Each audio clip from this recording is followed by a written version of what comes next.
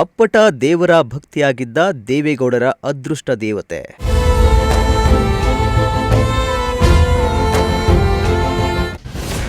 ತನ್ನ ಮೇಲೆ ದಾಳಿ ಮಾಡಿದವರನ್ನು ಕ್ಷಮಿಸಿದ ಕ್ಷಮೆಯ ಧರಿತ್ರಿ.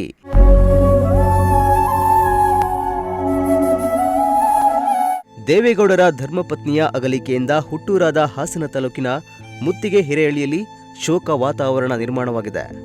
ರಾಜಮನೆತನದಿಂದ ಬಂದವರು ಆಗಿದ್ರೂ ಕೂಡ ಚೆನ್ನಮ್ಮ ಅವರು ಅಪಾರ ದೈವಭಕ್ತಿಯನ್ನು ಹೊಂದಿದ್ರು.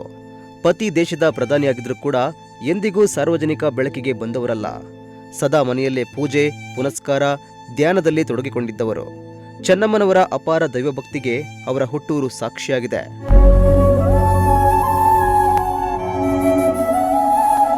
ಹೌದು, ಚೆನ್ನಮ್ಮ ಅವರ ಹುಟ್ಟೂರಾದ ಹಾಸನ ತಾಲೂಕಿನ ಮುತ್ತಿಗೆ ಹಿರೇಹಳ್ಳಿ ಗ್ರಾಮದಲ್ಲಿ 3 ಸುಂದರ ದೇವಸ್ಥಾನಗಳನ್ನು ಕಟ್ಟಿಸಿದ್ದಾರೆ. ಇವುಗಳಲ್ಲಿ ಪ್ರಮುಖವಾದ ಚೆನ್ನಾಂಬಿಕಾ ದೇವಾಲಯ, 5 ಗ್ರಾಮಗಳು ಸೇರಿ ವರ್ಷಕ್ಕೊಮ್ಮೆ ಸಡಗರದಿಂದ ಮಾಡುವ ಜಂಟಿ ಜಾತ್ರಾ ಮಹೋತ್ಸವದಲ್ಲಿ ಚೆನ್ನಮ್ಮ ಅವರಿಂದಲೇ ದೇವರಿಗೆ ಮೊದಲ ಪೂಜೆ ಸಲ್ತಾ ಇತ್ತು. ಅವರು ದೇವಸ್ಥಾನದ ಒಳಗೆ ಪ್ರಾರ್ಥನೆ ಸಲ್ಲಿಸುವಾಗ ಯಾರೊಬ್ಬರು ಒಳಗೆ ಹೋಗ್ತಾ ಇರಲಿಲ್ಲ. ಅವರು ಪೂಜೆ ಮುಗಿಸಿ ಭಕ್ತಿಯಿಂದ ಹೊರಬಂದ ಮೇಲಷ್ಟೇ ಇಡೀ ಗ್ರಾಮಸ್ಥರು ಹಾಗೂ ಭಕ್ತಾದಿಗಳು ಪೂಜೆ ಸಲ್ಲಿಸುವ ಸಂಪ್ರದಾಯವಿತ್ತು. ಆದರೆ ಅನಾರೋಗ್ಯದ ಕಾರಣದಿಂದಾಗಿ ಕಳೆದ 2 ವರ್ಷಗಳಿಂದ ಅವರು ತಮ್ಮ ಹುಟ್ಟೂರಿಗೆ ಬರಲು ಸಾಧ್ಯವಾಗಿರಲಿಲ್ಲ.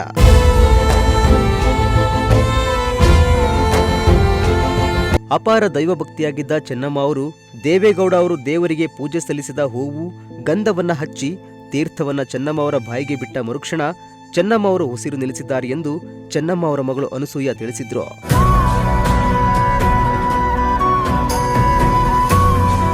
ಇನ್ನು 2021ರ ಫೆಬ್ರವರಿ 21ರಂದು ಹೊಳೆ ನರಸೀಪುರ ತಾಲೂಕಿನಲ್ಲಿ ಇರುವ ದೇವಸ್ಥಾನದಲ್ಲಿ ಪೂಜೆ ಮುಗಿಸಿ ಬರುವಾಗ ಚೆನ್ನಮ್ಮ ಹಾಗೂ ಅವರ ಸೊಸೆ ಭವಾನಿ ರೇವಣ್ಣ ಮೇಲೆ ಆಸಿಡ್ ದಾಳಿಯಾಗಿತ್ತು.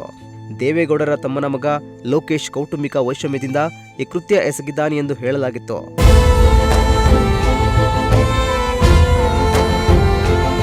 ಆಸಿಡ್ ದಾಳಿಯಿಂದ ಜೀವನ್ ಮರಣ ಹೋರಾಟ ನಡೆಸಿದ್ರು ಕೂಡ ಚೆನ್ನಮ್ಮ ಕೃತ್ಯ ಎಸಗಿದವರನ್ನ ಕ್ಷಮಿಸಿದ್ರಂತೆ.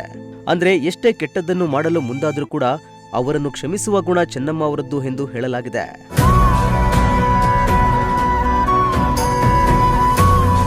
ಸರಳ ಸಜ್ಜನಿಕೆ ವ್ಯಕ್ತಿತ್ವ ಇರುವ ಚೆನ್ನಮ್ಮ ಕ್ಷಮೆಯ ದರಿದ್ರಿಯೂ ಆಗಿದ್ದು, ಇಂದು ಅವರ ಅಗಲಿಕೆ ಇಡೀ ಗ್ರಾಮವನ್ನ ಶೋಕ ಸಾಗರದಲ್ಲಿ ಮುಳುಗಿಸುವಂತೆ ಮಾಡಿದೆ.